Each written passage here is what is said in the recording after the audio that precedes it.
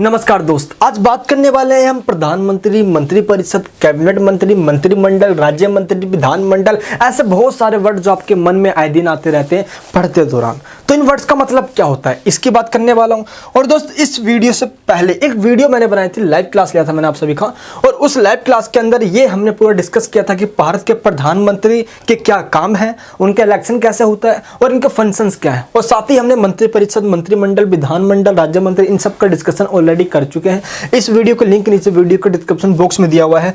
इस वीडियो को मैं यहाँ पे दिखा क्यों रहा हूँ, इसमें हमने पूरा प्रोसेस आपको समझा दिया था कि इलेक्शन कमीशन क्या है, किस तरीके से पूरा प्रोसेस होता है, कौन कौन से पॉलिटिकल पार्टी है, दोस्तों फुल एनिमेशन के द्वारा समझाया है पूरा सिस्टम। आपको इस वीडियो का लिंक नीचे डिस्क्रिप्शन बॉक्स के अंदर है, सबसे पहले आप इस वीडियो को देख लेना। लेकिन इस वीडियो में आपको मैं ये बताने वाला हूँ, जो सीटें होती हैं उसके अंदर दोस्त, इस वीडियो के अंदर थोड़ी सी मिस्टेक हो गई थी यार। वो जल्दी जल्दी में पता क्या होता है कि मिस्टेक जब होता है ना तो दिमाग खराब हो जाता है यार। अब यहाँ पे हुआ क्या था, मैं आपको पहले फटाफट पहले ये समझा दूं जो हल्के से मिस्टेक हुई थी इस वीडियो के अंदर। चलिए देखो, अभी क्या है, ओरिजिनल जो कॉन्स्टिट्यूशन है हमारा, उसके अंदर ये कहीं नहीं बताया गया था कि भारत के अंदर कितने मिनिस्टर्स बन सकते हैं, यानी कि काउंसिल ऑफ मिनिस्टर जो है उसका साइज कितना होगा, ये नहीं बताया गया था।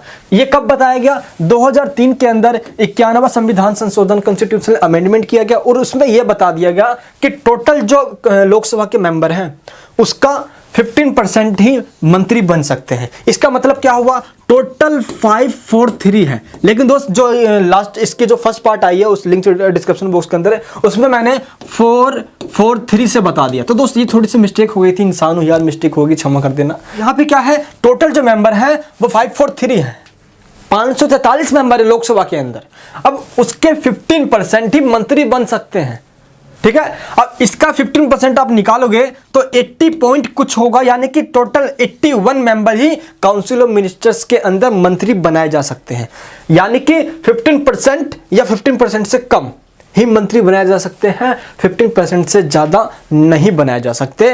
पहले क्या होता था, 2003 से पहले जितनी मर्जी जिसको भी उठाओ मेंबर को, अच्छा तू नाराज हो रहा है हमसे, चल मंत्री बना देंगे, तू नाराज हो रहा है मंत्री बना देंगे। और आपको पता है कि गठबंधन की सरकार में जब अलायंस पार्टी की सरकार बन रही हो तो सबको खुश रखने के लिए मंत्री बना दिया जाता था। तो इसको देखते हुए 2003 में यह बिल पास कर दिया गया, 91 संविधान में डायरेक्ट चेंज कर दिया गया कि नहीं, अब टोटल मेंबर का 15% ही बन सकते हैं। तो बाय मिस्टेक मैंने 66 मेंबर बता दिया था, क्योंकि मैंने 443 से परसेंटेज निकाल दिया था। लेकिन आप याद रहे कि ये नहीं है भाई, है ना। फर्स्ट पार्ट के अंदर मैं पहले ही बता देता हूँ, तभी मैंने इस वीडियो को बनाया है, ठीक है। तो 543 का 15% होगा 81 मेंबर, यानी कि टोटल 81 मेंबर से ज्यादा मंत्री नहीं बनाए जा सकते।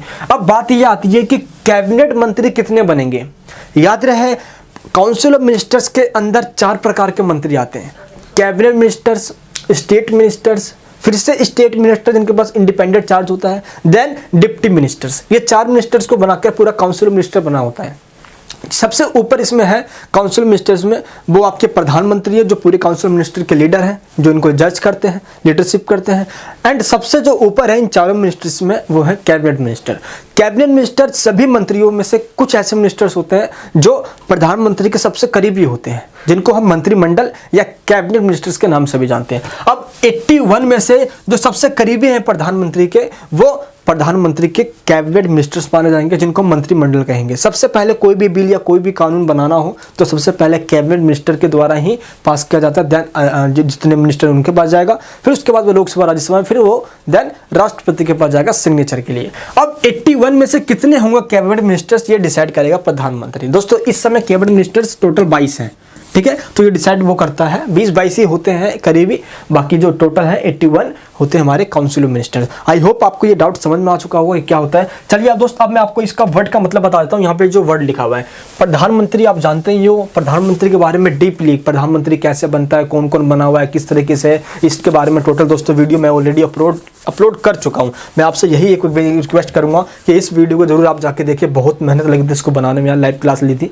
हाँ, एक दिक्कत हुई थी कि दोस्त रात में वीडियो शूट हो रही थी और रात में ही लाइट चली गई थी। तो रात में जब लाइट चली गई तो मैं दोस्त इस टॉपिक पे आ चुका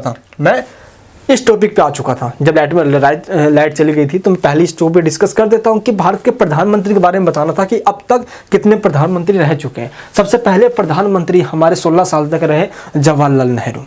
तो अंग्रेज चले गए तो सत्ता इनके हाथ में देके चले गए, वल्लभ भाई पटेल जी बनने वाले थे लेकिन बन ही गए, है ना। इसकी भी कल की भाई एक स्ट्रैटेजी रही, इसके पीछे की घटना क्या थी आप सब जानते हो। तो वल्लभ भाई पटेल जी दोस्तों एक योग्य नेता थे भारत के, लेकिन कोई बात नहीं, अब जो इतिहास को तो बदला नहीं जा सकता।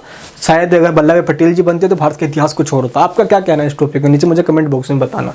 तो जवाहरलाल नेहरू बने, फिर जैसे ही इनकी डेथ हुई 27 मई का दिन था, 1964 का समय था, गुलजारी लाल नंदा कार्यवाहक प्रधानमंत्री बन गए। इसके बाद जस्ट लाल बहादुर शास्त्री जी आ गए, फिर इनकी डेथ हो गई है। पता आपको ताशकंद में गए हुए थे सोवियत संघ, ये 11 जनवरी के दोस्त इनकी डेड बॉडी भारत में आई थी 1996 में। तो जब इनकी डेथ हुई तो फिर से गुलजारी लाल नंदा आए थे, कुछ समय के लिए आए थे, इसलिए इनका नाम यहाँ पे नहीं है। फिर यहाँ पे वापिस आ गए कौन? इंदिरा गांधी जी। 1966 में इंदिरा गांधी बनी, चलती रही भाई, और 77 में जाके फिर से इंदिरा गांधी हटी, फिर आए मोरारजी देसाई। मोरारजी देसाई के बाद चौधरी कौन? चरण सिंह आए। चरण सिंह के बाद फिर से इंदिरा गांधी आ गई थी, इसलिए इंदिरा गांधी फिर यहाँ पे नहीं लगाए गए। इंदिरा गांधी फिर से आ गए थे 1980 में। फिर राजीव गांधी आए, राजीव गांधी के बाद वीपी सिंह आए, फिर वीपी सिंह के बाद फिर चंद्रशेखर आए, फिर नरसिम्हा राव आए, फिर नरसिम्हा राव के बाद कौन आए? एच.डी. देवेगौड़ा आए, यानी 13 दिन की सरकार अटल बिहारी वाजपेयी जी की आ गई थी बीच में। फिर एच.डी. देवेगौड़ा आए, फिर इंद्र कुमार गुजराल जी आए, फिर अटल बिहारी वाजपेयी आए, फिर मनमोहन सिंह आए, फिर मोदी है। मोदी जी अब फिर से सेकंड काल जो है मोदी का वो चल रहा है, मोदी जी का।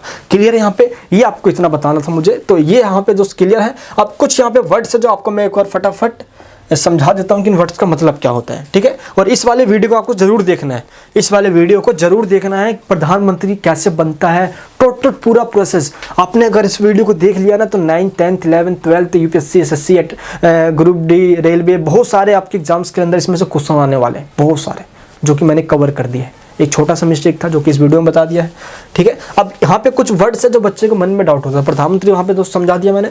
मंत्री परिषद मतलब होता है council of minister. Council of minister में टोटल 4 प्रकार के मिनिस्टर्स आते हैं हमारे, कैबिनेट मिनिस्टर, स्टेट मिनिस्टर, फिर थर्ड में भी स्टेट मिनिस्टर होते हैं, बट इन पे इंडिपेंडेंट चार्ज होता है। इसका मतलब ये होता है कि इनको प्रधानमंत्री काम देता है कि ये काम करूँ, लेकिन ये कैबिनेट मिनिस्टर के अंडर में होकर काम नहीं करता। इनको अलग से ही किसी भी जिम्मेदारी को सौंप दिया जाता है, ठीक है। ये आपको याद रहे।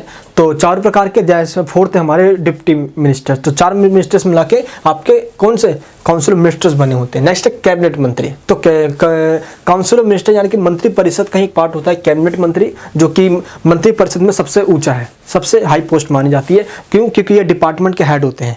बाकी जो स्टेट मिनिस्टर्स हैं वो कैबिनेट मिनिस्टर के अंडर में काम करते हैं, ठीक है। यानी कि स्टेट मिनिस्टर्स कैबिनेट मिनिस्टर्स की हेल्प करते हैं और उनको काम कैबिनेट मिनिस्टर्स ही देते हैं। मंत्रिमंडल और कैबिनेट मंत्री दोनों एक है, ठीक है। मंत्रिमंडल कह लो या कैबिनेट मंत्री कह लो, दोनों एक है, बोथ आर सेम, ठीक है। इसमें आपको कंफ्यूजन नहीं होना है। मंत्रिमंडल को इंग्लिश में कैबिनेट कहा जाता है, ठीक है। एंड राज्य मंत्री वो होता है जो कैबिनेट मंत्री के अंडर में होकर काम करता है। विधानमंडल मतलब होता है पार्लियामेंट, संसद।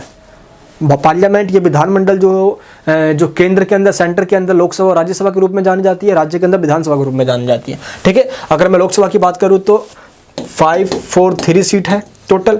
एंड अगर एक्सटीड करें तो 2 सदस्य एंग्लो इंडियन के होते हैं। बाहर तो इंडियंस हो, लेकिन शादी बाहर से हो जाती है यूरोपियन कंट्री से, तो उनको एंग्लो इंडियन के नाम से जाना जाता है। इनको राष्ट्रपति मनोनीत करता है, अपॉइंट करता है। टोटल हो गए 545। अगर राष्ट्रपति चाहे या अगर देश की संसद चाहे तो और भी सदस्यों को बढ़ाया जा सकता है, लेकिन 552 से ज़्यादा नहीं बढ़ाया जा सकता है। इस समय 543 मेंबर्स हैं जिनका इलेक्शन करवाया जाता है, ठीक है। तो ये होगी लोकसभा की बात। अगर मैं राज्यसभा की बात करूँ तो दोस्तों राज्यसभा के अंदर टोटल 243 मेंबर हैं। अगर ऐसे ही मतलब कि टोटल अगर बात करें हम तो राज्यसभा के अंदर भी 245 मेंबर है। आपको सिंपल याद करना है, 245 मेंबर है। इसके अंदर 12 सदस्यों को जो कला, साहित्य, विज्ञान और समाज सेवा के अंदर ख्याति प्राप्त कर लेते हैं, जो प्रसिद्धि प्राप्त कर लेते हैं, उनको राष्ट्रपति बिना चुनाव के ही मनोनीत करता है, ठीक है। मनोनीत करता है यानी कि अपॉइंट करता है। अभी ऐसे व्यक्ति होंगे जैसे कि याद करो सचिन तेंदुलकर, रेखा, ये ऐसे मेंबर हुए जिन्होंने कला में, संस्कृति में मतलब कि नाम प्राप्त कर रखा है, समाज कार्य में, तो उनको राष्ट्रपति द्वारा मनोनीत कर दिया जाता है। तो इस तरीके से क्या हो गए, 12 मेंबर हो जाते हैं। तो 245 एंड 545 टोटल मेंबर है। 543 का इलेक्शन होता है और इसके अंदर 12 माइनस कर दो 245 में उनका इलेक्शन होता है। तो इस तरीके से आपको पता होना चाहिए। तो पॉलिटी की दोस्तों क्लास रोजाना में लेने वाला हूँ चैनल के ऊपर। आई होप आप मेरे चैनल से कनेक्ट हो जाओगे, ताकि ऐसे क्लासेस आपको रोजाना दूँ मैं। पॉलिटी में लक्ष्मीकांत पूरा कवर करने वाला हूँ। चैनल पर नहीं तो प्लीज़ सब्सक्राइब करना। ऐसे वीडियो के लिए चैनल को सब्सक्राइब नहीं करोगे तो देख नहीं पाओगे। बेल आइकन ऑन कर लेना ताकि मेरा दिल आपके दिल से कनेक्ट हो जाए। और मिलते हैं फिर से नेक्स्ट क्लास के अंदर। लाइव पढ़ाने वाला हूँ, रात को रोज 9 बजे के आसपास पढ़ाऊंगा मैं रोजाना, ठीक है। चलिए दोस्तों, मिलता हूँ नेक्स्ट वीडियो में। चैनल को सब्सक्राइब करके सभी दोस्तों पर शेयर करना, लाइक कर देना ताकि मेरा उत्साह बढ़े। जय हिंद, जय भारत।